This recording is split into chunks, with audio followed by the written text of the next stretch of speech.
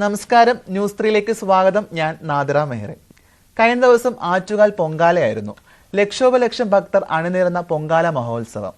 Holy ആഘോഷങ്ങളുടെ ഭാഗമായി ഉത്തർപ്രദേശിൽ വർഗീയ സംഘർഷങ്ങൾ തടയാൻ കനത്ത ജാഗ്രത പുലർത്തുന്നു എന്നാണ് റിപ്പോർട്ടുകൾ. മുസ്ലിം ആരാധനാലയങ്ങൾ ടാർപ്പാളയിൽ കൊണ്ട് മറച്ചുവെച്ചതും വാർത്തകൾ വരുന്നു. ഒരിടത്ത് മതസ്പർദ്ധ വർദ്ധിപ്പിക്കുന്ന വാർത്തകൾ കേൾക്കുമ്പോൾ മതസൗഹാർദ്ദത്തിന്റെ വാർത്തകളാണ് കേരളത്തിൽ ഉണ്ടാകുന്നത്. ആറ്റുകാൽ പൊങ്കാലയ്ക്ക് വരുന്ന ഭക്തർക്ക് വിശ്രമ കേന്ദ്രമാകുന്ന ഒരു പള്ളിയുണ്ട് തിരുവനന്തപുരത്ത്, മണക്കാട് ജുമാ മസ്ജിദ് പള്ളി. തലസ്ഥാനത്ത് ആറ്റുകാൽ ദേവിക്ക് പൊങ്കാല അർപ്പിക്കാനായി ഒത്തുകൂടിയ ജനങ്ങൾക്ക്, ഭക്തർക്ക് അടുപ്പുകൂട്ടാനായി തങ്ങളുടെ മുറ്റത്ത് സൗകര്യം ഒരുക്കി നൽകുന്ന തിരുവനന്തപുരത്ത് ഒരു മുസ്ലിം പള്ളി ഒരു പുതിയ കാഴ്ചയൊന്നുമല്ല. വർഷാവർഷം പാളയം പള്ളിയുടെ മണ്ണിൽ സജ്ജീകരിച്ച പൊങ്കാല കലങ്ങൾ ഒരു സ്ഥിരം കാഴ്ചയാണ്. പാളയം പള്ളിക്ക് മുന്നിൽ പൊങ്കാല അർപ്പിക്കുന്ന വിശ്വാസികളുടെ ചിത്രം കേരളത്തിന്റെ മാനവീയ ഐക്യത്തിന്റെ ചിത്രം കൂടിയാണ്. ഈ സൗഹൃദം എടുത്തു പറയേണ്ടി വരുന്നത് രാജ്യത്തിന്റെ മറ്റൊരു ഭാഗത്ത് നടക്കുന്ന മതവർഗീയതയുടെ പശ്ചാത്തലമാണ്. പൊങ്കാല പ്രമാണിച്ച് ആ പള്ളി ടാർപോളിൻ കൊണ്ട് മൂടിക്കെട്ടിയിട്ടില്ല. ആ മസ്ജിദ് പ്രിയ സഹോദരങ്ങൾക്ക് വിശ്രമ കേന്ദ്രമാക്കി മാറ്റുകയായിരുന്നു. അതാണ് മലയാളിയുടെ കേരളം. ആ പള്ളിമുറ്റത്തും പൊങ്കാല നേർച്ച നടക്കുന്നു. ആ ആരാധനാലയം ഒരു പാഴ കൊണ്ട് മൂടിക്കെട്ടിയിട്ടില്ല. കേരളവും മറ്റ് ഇന്ത്യൻ സംസ്ഥാനങ്ങളും തമ്മിൽ പ്രകാശ വർഷങ്ങളുടെ ദൂരത്തിലാണോ ഇപ്പോഴും? മതവിശ്വാസങ്ങൾ മുറിവേൽപ്പിക്കാത്ത നാട്, മനുഷ്യന്റെ അന്തസ് ഉയർത്തുന്ന നാട്, അതാണ് കേരളം. ഇന്നത്തെ അതിഥി വിശേഷത്തിലേക്ക് കടക്കുകയാണ്. ഇന്നത്തെ അതിഥി ഗുജറാത്തിലെ ഒരു ഗവൺമെന്റ് കോളേജിലെ പോളിടെക്നിക് അധ്യാപികയാണ്. അതിനേക്കാളൊക്കെ ഉപരി ഇനി എവറസ്റ്റ് കീഴടക്കാൻ വെറും 15 ദിവസം മാത്രം ബാക്കി നിൽക്കെ നമ്മളോടൊപ്പം ചേരുകയാണ്. സ്വാഗതം ജയലക്ഷ്മി പിള്ളൈ. Thank you. നമസ്കാരം. നമസ്കാരം. ഓക്കെ, വലിയ അഭിമാനമാണ്. ഭയങ്കര ഒരു നേട്ടത്തിൽ എത്തി നിൽക്കുകയാണ്. ഇനി എവറസ്റ്റ് കീഴടക്കാൻ വെറും 15 ദിവസം മാത്രം ബാക്കി നിൽക്കുകയാണ് നമ്മളോടൊപ്പം ചേരുന്നത്.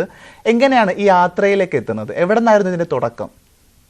തുടക്കം എന്ന് പറഞ്ഞാൽ ഞാൻ ഒരു ഈ ജോലിക്ക് കയറി കഴിഞ്ഞ പിന്നെ ഈ യാത്രകളൊക്കെ തുടങ്ങിയത് like at the age of 32 I started. അപ്പൊ ആദ്യം തുടങ്ങിയത് ചെറിയ ചെറിയ ട്രെക്ക് ചെയ്തിട്ടാണ്.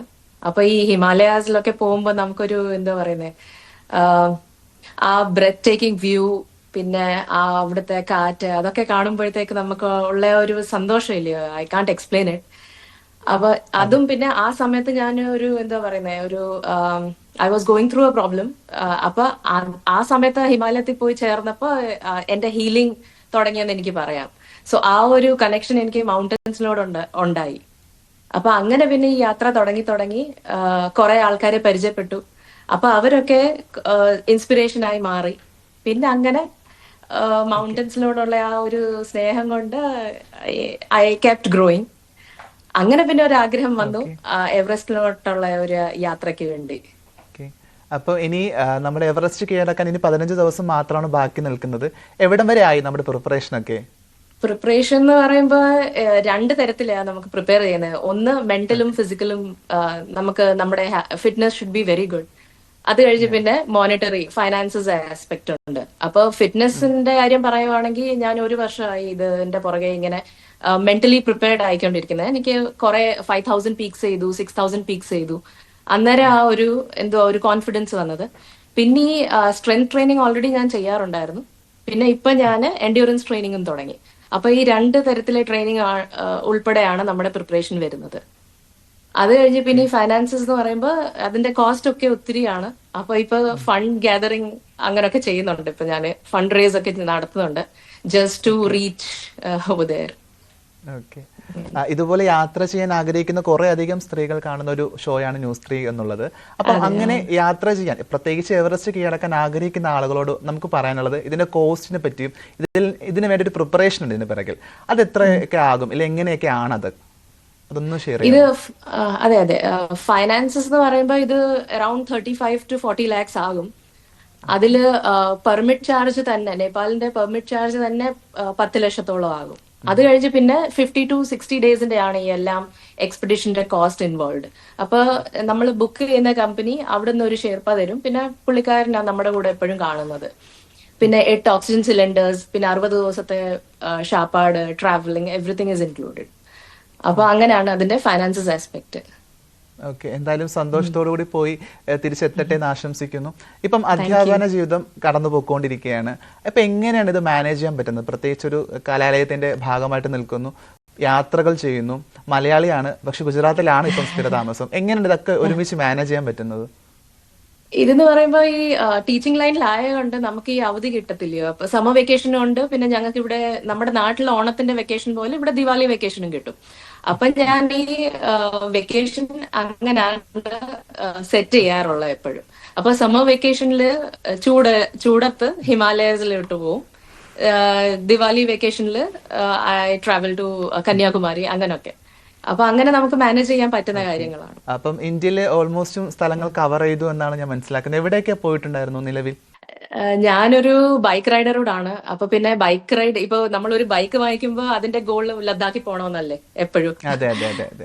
അപ്പൊ ആദ്യത്തെ ട്രിപ്പ് തന്നെ എന്റെ ഗുജറാത്തിൽ നിന്ന് ലഡാക്കിലോട്ടുള്ള യാത്രയായിരുന്നു. അപ്പൊ അത് ഒരു 20 ദിവസത്തെ യാത്രയായിരുന്നു. അറൌണ്ട് 5000 കിലോമീറ്റേഴ്സ് കവർ ചെയ്തു. അപ്പൊ എന്താ പറയുന്നത്, നമ്മള് ഈ യാത്രകളിലൊക്കെ പോകുമ്പോൾ നമുക്കൊരു വി ഫീൽ എംപവേർഡ് അല്ലെ, ബിക്കോസ് നമ്മൾ ഒറ്റയ്ക്കാണ് യാത്ര ചെയ്യുന്നത്. അപ്പൊ നമ്മൾ കുറെ ആൾക്കാരെ പരിചയപ്പെടും. പിന്നെ ഈ നമ്മുടെ സേഫ്റ്റി സെക്യൂരിറ്റി നമ്മുടെ കയ്യിലാണ്. അപ്പൊ നമ്മൾ അതനുസരിച്ച് വി ബിഹേവ്. പിന്നെ നമ്മുടെ ആഗ്രഹങ്ങളൊക്കെ നമ്മൾ ഓൺ ദ വേ ഇങ്ങനെ സാധിച്ചുകൊണ്ട് ഇങ്ങനെ പോകുമ്പോൾ it makes you feel empowered. അങ്ങനെ പിന്നെ പോയി like I covered north India കുറെ കവർ ചെയ്തിട്ടുണ്ട്. സൗത്തില് തമിഴ്നാട്ട്, പിന്നെ കേരളം മൊത്തം നോക്കി, ആന്ധ്ര എല്ലാം കവർ ചെയ്തിട്ടുണ്ട്. അങ്ങനെ. Okay, great. അപ്പം പോയ യാത്രകൾ ഏറ്റവും പ്രിയപ്പെട്ട ഒരു യാത്ര ഇതാണെന്ന് പറയുമ്പോൾ അത് പ്രേക്ഷകരുമായിട്ടൊന്ന് പങ്കുവയ്ക്കാമോ? അതെ, ഇപ്പൊ റൈഡിംഗ് എന്ന് പറയുമ്പോൾ ഞാൻ പറയട്ടെ, ഏറ്റവും ആദ്യത്തെ എന്റെ അടുത്ത് തണ്ടർബേർഡ് ആണുള്ളത്. അത് ഞാൻ എന്റെ സേവിങ്സ് ഒക്കെ ഇങ്ങനെ സേവ് ചെയ്തിട്ടാണ് പിന്നെ അത് വാങ്ങിച്ചത്. അപ്പൊ ആ റൈഡിങ്ങിന്റെ ആസ്പെക്ട് നോക്കുമ്പോൾ ലഡാക്ക് വാസ് മൈ ഫേവറേറ്റ്. പിന്നെ മൗണ്ടനറിങ്ങിന്റെ കാര്യം പറയുമ്പോൾ ഞാൻ ആദ്യം ഒരു ട്രെക്കിന് പോയായിരുന്നു. മൗണ്ട് ത്രിശൂൽ റൂപ്കുണ്ട് എന്ന് പറയുന്ന ഒരു ട്രെക്കിംഗ് ഉണ്ട്. അപ്പൊ അതിൽ പോയപ്പോ കണ്ടിന്യൂസ് 5 ദിവസം നമ്മൾ നോക്കുന്ന മൗണ്ട് ത്രിശൂലിനെയാണ്. അത് അപ്പൊ നമ്മൾ നോക്കുമ്പോ ആ ഒരു എന്താ പറയുന്നത്, ഒരു സ്പിരിച്വൽ കണക്ഷൻ ഐ ഫെൽറ്റ്. അപ്പൊ അതാണ് എന്റെ ഏറ്റവും പ്രിയപ്പെട്ട ആ ഒരു ട്രെക്കിങ്ങിന്. അപ്പൊ ഇനി ഒരു ആഗ്രഹമുണ്ട്, മൗണ്ട് ത്രിശൂലും എന്റെ എക്സ്പെഡിഷൻ ചെയ്യാനുള്ള ഒരു ആഗ്രഹമുണ്ട്. യാത്രകളൊക്കെ സാധ്യമാകട്ടെ. ഈ പൊതുവെ ഇന്ത്യയിലെ മറ്റ് സംസ്ഥാനങ്ങളിലേക്ക് യാത്ര ചെയ്യുന്ന സമയത്ത് സ്വാഭാവികമായിട്ടൊരു സ്ത്രീ നേരിടേണ്ടി വരുന്ന ഭയങ്കര ഒരു ബുദ്ധിമുട്ട് പലപ്പോഴും നമ്മൾ വാർത്തകളിലൂടെ കാണാറുണ്ട്. അങ്ങനെ എന്തെങ്കിലും ബുദ്ധിമുട്ട് അനുഭവിക്കേണ്ടി വന്നിട്ടുണ്ടോ? ഇതുവരെ അങ്ങനെ പറ്റിയിട്ടില്ല. ബിക്കോസ് ഇപ്പൊ എന്താ പറയുന്നത്, പൊതുവെ ആൾക്കാർ ഒത്തിരി നല്ലതാണ്. മനസ്സിലായോ? അതാണ് ഞാൻ മനസ്സിലാക്കിയിട്ടുള്ളത്. ആ ഒരു 5-10% ആ ഒരു റിസ്ക് ഫാക്ടർ അത് നമ്മളായിട്ട് അവോയ്ഡ് ചെയ്യും എന്ന് പറഞ്ഞാൽ, ഞാനിപ്പോ റൈഡിങ്ങിന് പോവുകയാണെങ്കിൽ തന്നെ ഞാൻ എന്താ പറയുന്നത്, ഫുൾ കവേർഡ് ആയിരിക്കുമല്ലോ, റൈഡിങ് ഗിയേഴ്സും ഹെൽമെറ്റും ഒക്കെ ഇട്ടും. അപ്പൊ ആൾക്കാർക്ക് അറിയത്തില്ല ഇതൊരു പെണ്ണാണ് റൈഡ് ചെയ്യുന്നതെന്ന്. മനസ്സിലായോ? അപ്പൊ അങ്ങനെ ബുദ്ധിമുട്ടൊന്നും വന്നിട്ടില്ല. പിന്നെ ട്രെക്കിങ്ങിൽ പോകുമ്പോഴും അവിടെ എന്ന് പറയുമ്പോൾ ഈ ഹൈ ആൾട്ടിറ്റ്യൂഡ് ട്രെക്കിങ്ങിലൊക്കെ ആൾക്കാർ പൊതുവെ കുറവാണ് പോകുന്നത്. അപ്പൊ അങ്ങനെ ദേ എൻഡ് അപ്പ് റെസ്പെക്ടിങ് യു. അപ്പൊ ഒരു ടീമിൽ ചിലപ്പോൾ 2 പെൺപിള്ളേരായിരിക്കും, അല്ലെ ഒരു പെണ്ണായിരിക്കും. അപ്പൊ ദേ എൻഡ് അപ്പ് റെസ്പെക്ടിങ് യു. അപ്പൊ അങ്ങനെ ബുദ്ധിമുട്ട് എനിക്ക് ഉണ്ടായിട്ടില്ല. സ്വാഭാവികമായും പുരുഷന്മാരെടുക്കേണ്ട കരുതലിന് അപ്പുറത്തേക്ക് ഒരു സ്ത്രീ എടുക്കേണ്ടി വരും എന്നുള്ളതാണ്. അങ്ങനെ എന്തെങ്കിലും ഒരു മുൻകരുതൽ പലപ്പോഴും യാത്രകൾക്കിടയിൽ എടുക്കാറുണ്ടോ? ഇത് എന്ന് പറയുമ്പോ ഇപ്പൊ റൈഡിംഗ് ഒക്കെ പറയുമ്പോ നമ്മൾ ഞാൻ എപ്പോഴും ഈ ഡേ ടൈമിലാണ് റൈഡ് ചെയ്യുന്നത്. വൈകുന്നേരം ഒരു 4 മണിയാകുമ്പോഴത്തേക്ക് ഐ ഫിനിഷ് മൈ റൈഡ്. മനസ്സിലായോ? അപ്പൊ പോകുന്ന സ്ഥലത്തൊക്കെ പിന്നെ ഈ ട്രെക്കിംഗ് വഴി കുറെ കൂട്ടുകാരെ പരിചയപ്പെട്ടിട്ടുണ്ട്. അപ്പൊ ഓരോ ലൊക്കേഷനിലും ഞാൻ ഇങ്ങനെ പ്ലാൻ ചെയ്യുമ്പോൾ ആരെങ്കിലും ഒക്കെ കാണും. അറ്റ്ലീസ്റ്റ് ഞാൻ എന്തുവാ പറയുന്നത്, they are only A call away. അവരെ വിളിച്ച് എനിക്ക് പറയാം, എന്തെങ്കിലും അത്യാവശ്യം ഉണ്ടെങ്കിൽ അവരെ വിളിച്ച് എനിക്ക് പറയാൻ പറ്റും.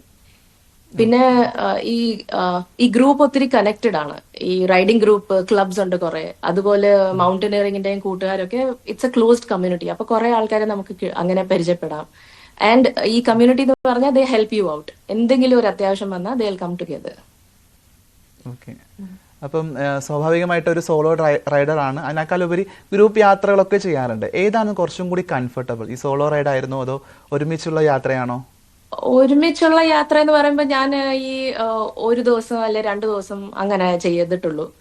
ഇങ്ങനെ 20 ദിവസത്തേക്ക് ഐ ഫീൽ എനിക്ക് ഞാൻ കംഫർട്ടബിൾ ആയിട്ട് തോന്നുന്ന സോളോ റൈഡിങ് ആണ്.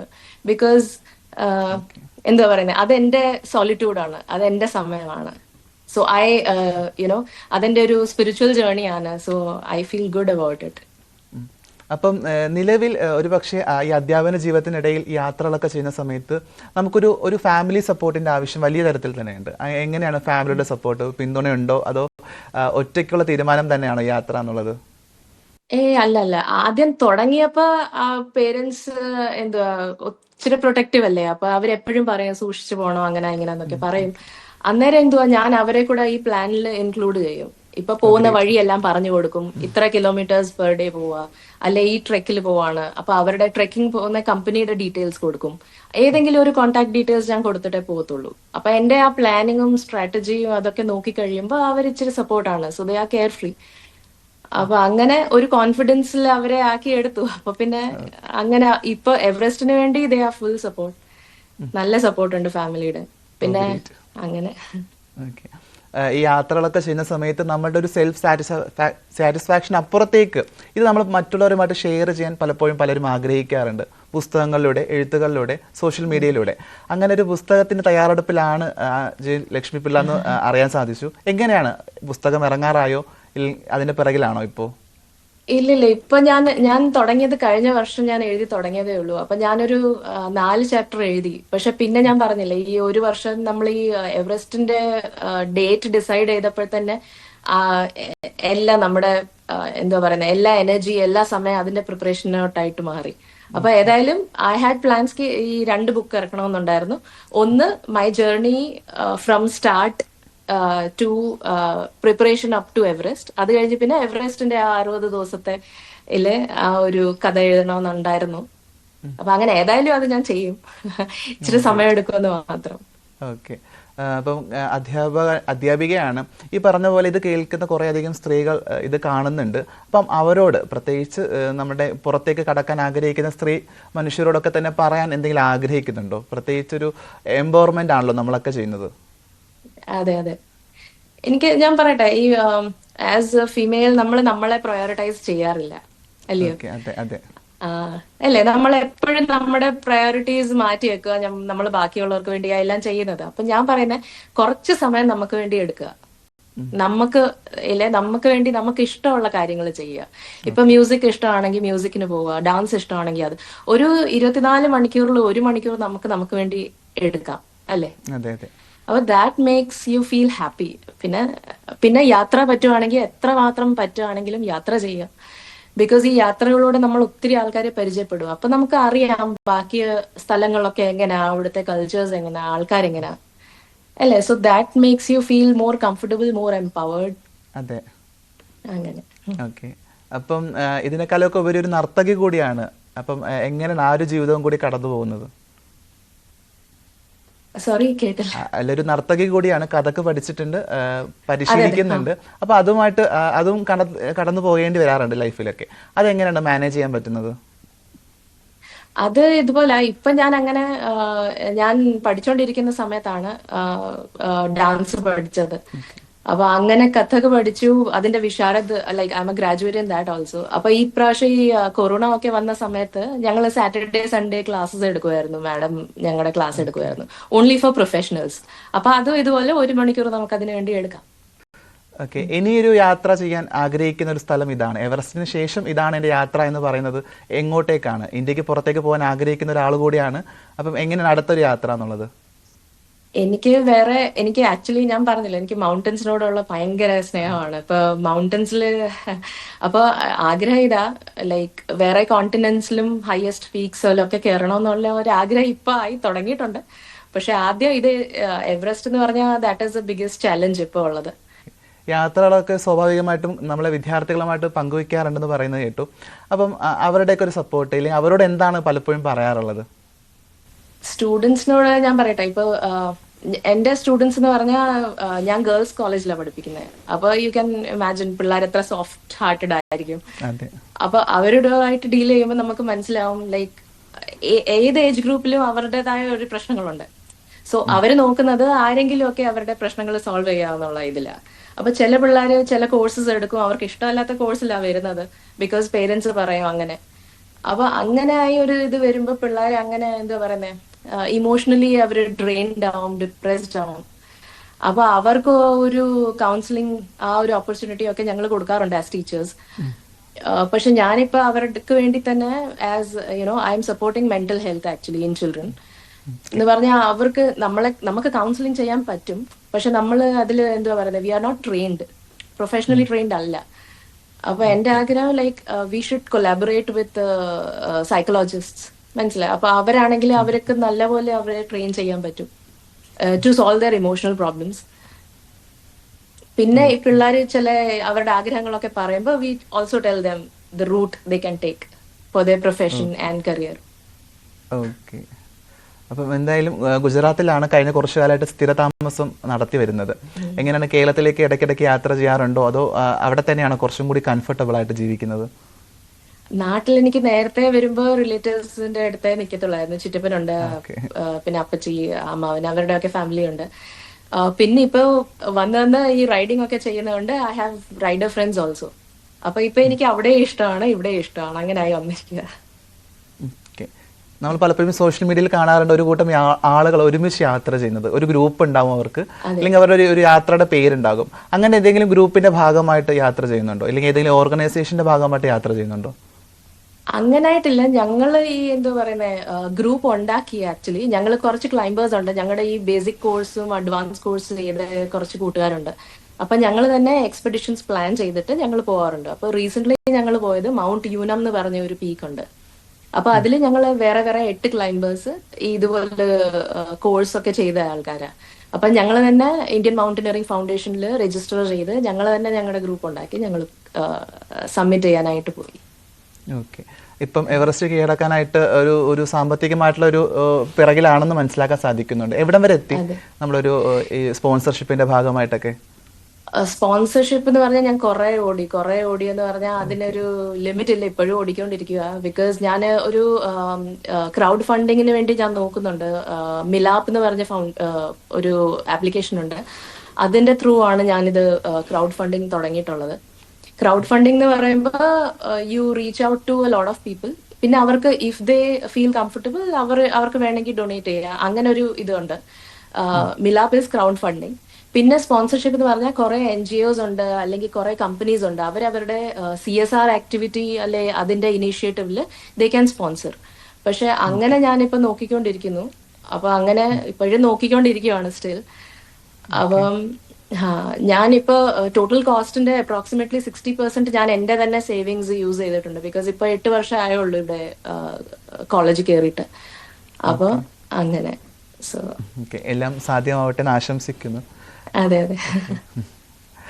അപ്പം നമ്മളൊരു എവറസ്റ്റിലേക്ക് എത്തുന്ന സമയത്ത് നമ്മൾ ഹെൽത്തിൽ ഭയങ്കരമായിട്ടൊരു പ്രാധാന്യമുണ്ട്. നമ്മൾ കൃത്യമായിട്ട് ഫിറ്റ് ആയിരിക്കണം എന്നുണ്ട്. അപ്പം അതൊക്കെ പ്രേക്ഷകരായിട്ടൊന്ന് പങ്കുവയ്ക്കാമോ? പ്രത്യേകിച്ച് യാത്ര പോകാൻ ആഗ്രഹിക്കുന്ന ആളുകളോട് നമുക്ക് എന്താണ് പറയാനുള്ളത്? ഈ പൊതുവെ നമ്മളില്ലേ ഈ മൗണ്ടനറിംഗ് എന്ന് പറയുമ്പോൾ ആൾക്കാര് മോസ്റ്റ്ലി റണ്ണിങ് ചെയ്യുന്ന ആൾക്കാരാണ്. മാരത്തോൺ റണ്ണേഴ്സ് ഉണ്ട്. അവരൊക്കെ അവരുടെ ഫിറ്റ്നസ്സിൽ എൻഡ്യൂറൻസ് ട്രെയിൻ ചെയ്യും. അത് പോരാതെ ഇപ്പൊ എന്നെ പോലെ ആൾക്കാർ, I am not a runner, പക്ഷെ ഞാനൊരു പവർ ലിഫ്റ്റർ ആണ്. അപ്പൊ വെയിറ്റ് ട്രെയിനിങ് ഒത്തിരി ചെയ്യും. അപ്പൊ അങ്ങനെ എൻഡ്യൂറൻസ് ഈ സ്ട്രെങ്ത് ഡെവലപ്പ് ചെയ്തിട്ടുണ്ട്. പിന്നെ എൻഡ്യൂറൻസിന് വേണ്ടി റണ്ണിങ് പറ്റത്തില്ല. അതുകൊണ്ട് ഞാൻ ഈ വെയിറ്റ് ഒക്കെ എടുത്തിട്ട് ലോങ് ഡിസ്റ്റൻസ് വാക്കിനൊക്കെ പോകും. ഇപ്പൊ വൈകിട്ട് ഒരു 8 മണിക്ക് ഇറങ്ങി കഴിഞ്ഞാൽ 11 മണി വരെ നടക്കും ഞാൻ, ആ 12 കിലോ വെയിറ്റ് പുറത്തെടുത്തോണ്ട്. അപ്പൊ ആ ഒരു മൗണ്ടനറിങ്ങിന് വേണ്ടിയുള്ള ഇതാണ് ഞാൻ പറയുന്നത്. ബാക്കി പിന്നെ നമ്മൾ ആസ് സച്ച് യാത്രകളൊക്കെ ചെയ്യുമ്പോൾ നമ്മൾ നമ്മുടെ ന്യൂട്രീഷൻ ഇച്ചിരി നോക്കണം, അല്ലെ? അപ്പൊ അത് ഇച്ചിരി ഒന്ന് ശ്രദ്ധിച്ച് കഴിക്കുക. പ്രോട്ടീൻ കണ്ടന്റ് കൂടുതൽ കഴിക്കുക, കാർബോഹൈഡ്രേറ്റ്സ്, ഷുഗർ, അതൊക്കെ മെയിൻറ്റെയിൻ ചെയ്യുകയാണ് ചെയ്യുന്നത്. അപ്പോൾ കുറേ അധികം മെഡലുകൾ നേടിയ ഒരു വ്യക്തി കൂടിയാണ് എൻ്റെ ഓപ്പോസിറ്റ് ഇരിക്കുന്നത്. അപ്പോൾ പവർ ലിഫ്റ്റ് അതിലേക്ക് എങ്ങനെയാണ് എത്തിയത്, ഇല്ലെങ്കിൽ അത് എങ്ങനെ കടന്നു പോകുന്നു എന്നുള്ളതാണ്. അത് ഞാൻ പറയാം. That is also interesting. എല്ലാം ഈ മൗണ്ടൻസ് ആണ് എത്തിച്ചേർക്കുന്നത് എല്ലാത്തിലും, കേട്ടോ.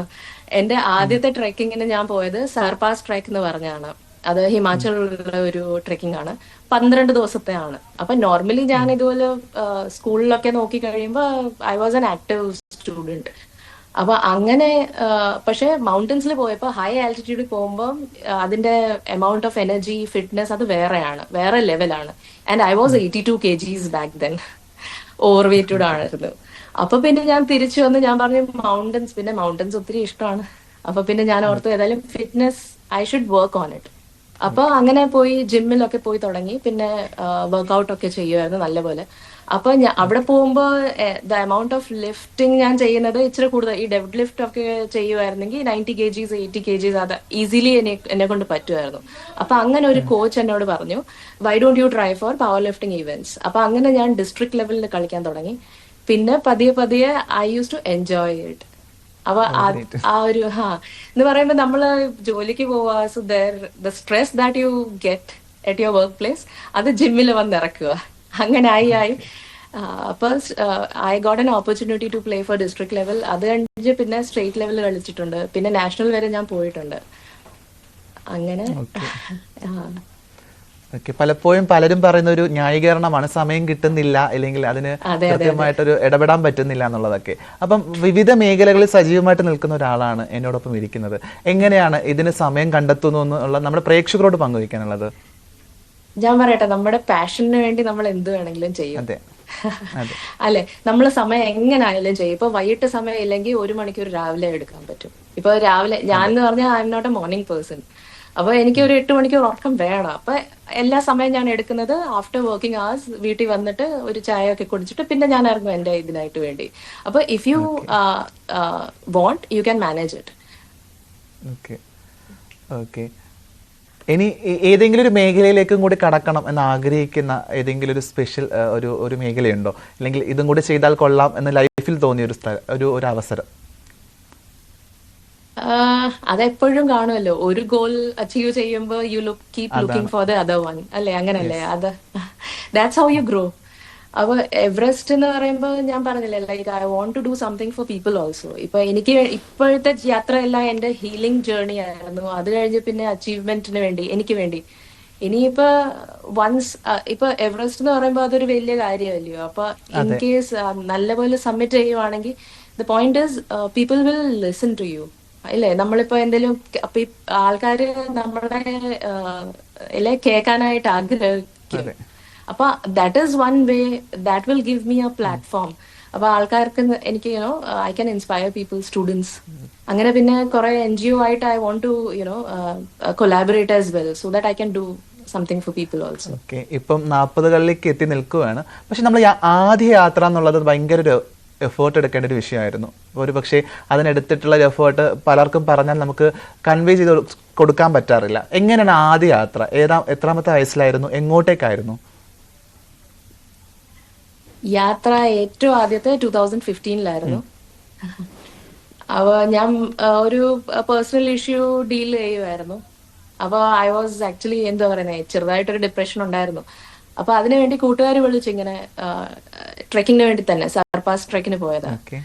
അപ്പൊ അതിന് പോയപ്പോ എന്ന് പറഞ്ഞാ നമ്മൾ വിചാരിക്കുന്ന എന്താ പറയുന്നത്, കുറെ പേരെ കണ്ട് പരിചയപ്പെട്ടു, മനസ്സിലായോ? അപ്പൊ അവരുടെ കൂടെ നടന്ന് you listen to their stories also. അപ്പൊ നമുക്ക് നമ്മുടേതായ ഒരു പ്രശ്നങ്ങൾ വലുതല്ലെന്ന് തോന്നും. ഓക്കെ. അപ്പൊ എന്തായാലും ഒത്തിരി സന്തോഷം നമ്മളോടൊപ്പം ഇത്രയും സമയം ചെലവഴിച്ചതിന്. എന്തായാലും നമുക്ക് ഇനിയും ഇതുപോലെ ഇന്റർവ്യൂ ചെയ്യാൻ സാധിക്കട്ടെ. എവറസ്റ്റ് കീഴടക്കി തിരിച്ചു വരട്ടെ. സന്തോഷത്തോടു കൂടി തന്നെ യാത്ര അയക്കുന്നു. അപ്പം എന്തായാലും thank you so much. Thank you so much. Okay. ഇനി കാണാം, അറിയാം.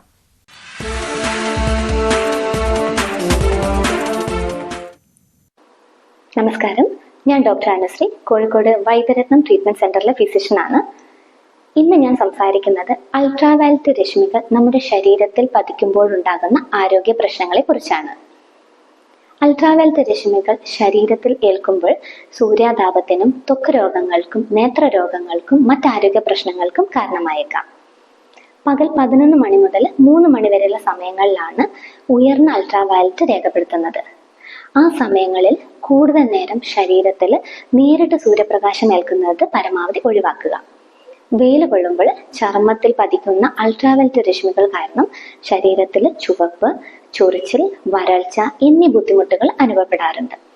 കൂടുതൽ നേരം ഉയർന്ന താപനില ശരീരത്തിൽ അഭിമുഖീകരിക്കേണ്ടി വരുമ്പോൾ അല്ലെങ്കിൽ ദേഹാധ്വാനം വേണ്ടി വരുന്ന പ്രവൃത്തികളിൽ വേനൽ സമയത്ത് ഏർപ്പെടുമ്പോഴാണ് ഈ ലക്ഷണങ്ങൾ കാണാറുള്ളത്. പനി, ശക്തമായ തലവേദന, തലകറക്കം, ഛർദിൽ എന്നീ ലക്ഷണങ്ങളും ചിലരിൽ കാണാറുണ്ട്. തൊലി കൂടുതൽ പൊള്ളുന്നതിനനുസരിച്ചിട്ട് കുമിളകൾ വരിക, തൊലി അടർന്നു മാറുക എന്നീ പ്രശ്നങ്ങളും ഉണ്ടാകാറുണ്ട്. കൂടുതൽ വിയർക്കുന്നവരിൽ ചൂടുകുരു, ഫംഗസ് ബാധയും കാണാറുണ്ട്. ചർമ്മരോഗങ്ങൾ വളരെ ബുദ്ധിമുട്ടുണ്ടാക്കുന്ന ഒന്നാണ്. ക്ഷീണം, ബോധക്ഷയം, നെഞ്ചെടുപ്പ് കൂടുക എന്നീ ലക്ഷണങ്ങൾ അനുഭവപ്പെട്ടു കഴിഞ്ഞാൽ അത് സൂര്യാഘാതം കാരണമായിരിക്കും. ഉടൻ തന്നെ വെയിലുള്ള സ്ഥലത്ത് നിന്ന് ആ വ്യക്തിയെ മാറ്റി തണുത്ത സ്ഥലത്തേക്ക് മാറ്റുക. തണുത്ത വെള്ളം കുടിപ്പിക്കുക. ശരീരത്തിൽ തണുത്ത വെള്ളം ഒഴിക്കുകയും ചെയ്യുക. ഐസ് മുതലായ ഉപയോഗിച്ച് ശരീരത്തിന്റെ താപനില കുറയ്ക്കുക. ഒട്ടും തന്നെ താമസിയാതെ ആശുപത്രിയിൽ ആ വ്യക്തിയെ എത്തിക്കുക. ചൂടുകാലത്ത് കണ്ടുവരുന്ന മറ്റാരോഗ്യ പ്രശ്നങ്ങൾ ഇവയെല്ലാമാണ്. ചൂട് കൂടുന്നത് കൊണ്ടുള്ള പേശികളുടെ കോച്ചിപ്പിടുത്തം, ഹീറ്റ് ക്രാംസ്, അതുപോലെ ഹെമറോയിഡ്സ്, ബ്ലീഡിംഗ് പൈൽസ്, മൂത്രത്തിൽ പഴുപ്പ് അതായത് യൂറിനറി ഇൻഫെക്ഷൻസ്, ശരീരത്തിൽ ചൊറിച്ചല്, ചൂടുകുരു, ചെങ്കണ്ണ്, വയറിളക്കം, മഞ്ഞപ്പിത്തം, കോളറ തുടങ്ങിയ ജലജന്യ രോഗങ്ങൾ വരാനും സാധ്യത ഉണ്ട്. ഇതിനെ എങ്ങനെ നമ്മൾ പ്രതിരോധിക്കാം? കഴിയുന്നതും ശക്തമായ വെയിലുള്ളപ്പോൾ പുറത്തിറങ്ങാതിരിക്കുക. സൺസ്ക്രീൻ, ലോഷനുകൾ, പൗഡറുകൾ എന്നിവ ഉപയോഗിക്കുക. കട്ടി കുറഞ്ഞതും വെളുത്തതോ ഇളം നിറത്തിലുള്ളതോ ആയിട്ടുള്ള അയഞ്ഞ വസ്ത്രങ്ങൾ ഉപയോഗിക്കുക. പുറത്തിറങ്ങുമ്പോൾ പാദരക്ഷകൾ ധരിക്കുക. പകൽ സമയത്ത് പുറത്തേക്ക് ഇറങ്ങുമ്പോൾ തൊപ്പി, കുട, സൺഗ്ലാസ് എന്നിവ ഉപയോഗിക്കുക. ധാരാളം വെള്ളം കുടിക്കുക. ജ്യൂസ്, പഴങ്ങള്, കരിക്കിന്റെ വെള്ളം തുടങ്ങിയവ കഴിക്കുക. ദിവസേന 2 തവണയെങ്കിലും കുളിക്കുക എന്നീ പ്രതിരോധ മാർഗങ്ങൾ നമുക്ക് അവലംബിക്കാവുന്നതാണ്. ഹോട്ടൽ ഫുഡ് കഴിക്കുന്നവരാണെങ്കിൽ തിളപ്പിച്ചാറിയ വെള്ളമാണ് കുടിക്കുന്നതെന്ന് ഉറപ്പുവരുത്തുക. അല്ലെങ്കിൽ ജലജന്യ രോഗങ്ങൾ വരാൻ സാധ്യത കൂടുതലാണ്. സ്കിൻ റാഷസ് ഉണ്ടെങ്കിൽ ഒരു ചർമ്മരോഗ വിദഗ്ധന്റെ സേവനം നിങ്ങൾ നിർബന്ധമായിട്ടും സ്വീകരിക്കണം. യാത്രകളിലും മറ്റും ഇടവേളകളിൽ തണലിൽ കുറച്ചു നേരം വിശ്രമിക്കാൻ വേണ്ടി ശ്രമിക്കുക. വേനൽക്കാലത്ത് പൊതുവെ പാലിക്കേണ്ട പഥ്യങ്ങളെ കുറിച്ച് പരിചയപ്പെടാം. 2.5 ലിറ്റർ വെള്ളം അല്ലെങ്കിൽ 3 ലിറ്റർ വെള്ളമെങ്കിലും നിർബന്ധമായിട്ടും കൊടുക്കണം. കരിക്കിന്റെ വെള്ളം, തണുത്ത ജ്യൂസ്, മധുരമിട്ട നാരങ്ങ വെള്ളം അല്ലെങ്കിൽ ORS എന്നിവ കുടിക്കാവുന്നതാണ്. എരിവ്, പുളി, അച്ചാറ്, മസാല അടങ്ങിയ ആഹാരങ്ങൾ ഒഴിവാക്കുക. വറുത്തതും പൊരിച്ചതുമായിട്ടുള്ളതും മാംസങ്ങളും ഒഴിവാക്കുക. ഈ വേനൽക്കാലം പൊതുവെ ഫെസ്റ്റിവൽ സീസൺ കൂടിയാണ്. അതുകൊണ്ട് അധികം മസാല അടങ്ങിയ ഭക്ഷണങ്ങൾ ഒഴിവാക്കുക. കൂടാതെ നോമ്പുകാലം കൂടി ആയതിനാൽ പകൽ സമയത്ത് നമ്മൾ വെള്ളം കുടിക്കുന്നത് കുറവാണ്. അതുകൊണ്ട് നോമ്പ് തുറന്ന ശേഷം ധാരാളം വെള്ളം കുടിക്കുക. ചൂടുകാലത്ത് ഇത്തരം ആരോഗ്യ പ്രശ്നങ്ങളെ നമുക്ക് ആയുർവേദത്തിലൂടെ എങ്ങനെ പരിഹരിക്കാമെന്ന് നോക്കാം. തക്രധാര, ക്ഷീരധാര എന്നീ ചികിത്സകൾ നമ്മുടെ ശരീരത്തിന്റെ ചൂട് കുറയ്ക്കാനും സ്കിൻ റാഷസ് കുറയ്ക്കാനും സഹായിക്കുന്നതാണ്. അതുപോലെ കൈകളിലും ഫേസിലും മറ്റും ഉണ്ടാകുന്ന കരിവാളിപ്പിനെ അകറ്റാൻ D10 ട്രീറ്റ്മെന്റും ബോഡി സ്ക്രബിങ്ങും ആയുർവേദത്തിൽ ലഭ്യമാണ്. ശരീരത്തിൽ ചൂട് കുറയ്ക്കാൻ രക്തശുദ്ധിക്കും കരിങ്ങാലി, രാമച്ചം, നന്നാറി തുടങ്ങിയിട്ട് തിളപ്പിച്ച വെള്ളം കുടിക്കാവുന്നതാണ്. അതല്ലെങ്കിൽ മാർക്കറ്റിൽ ലഭ്യമാകുന്ന മറ്റ് ഔഷധക്കൂട്ടുകൾ ഉപയോഗിച്ച്, അതായത് പാനാമൃതം പോലുള്ളവ ഉപയോഗിച്ച് വെള്ളം തിളപ്പിച്ച് കുടിക്കാവുന്നതാണ്. ഇത്തരം കാര്യങ്ങൾ നമ്മൾ ശ്രദ്ധിക്കുകയാണെങ്കിൽ വേനൽക്കാലത്തുണ്ടാകുന്ന ഒട്ടുമിക്ക പ്രശ്നങ്ങളെയും നമുക്ക് പരിഹരിക്കാൻ സാധിക്കും. സൂര്യാഘാതം പോലുള്ള ബുദ്ധിമുട്ടുകൾ ഒഴിവാക്കാനും സഹായിക്കുന്നതാണ്. ഇന്നത്തെ ന്യൂസ് 3 ഇവിടെ പൂർണ്ണമാകുന്നു. ഇനി അടുത്ത ആഴ്ച കാണാം. നന്ദി, നമസ്കാരം.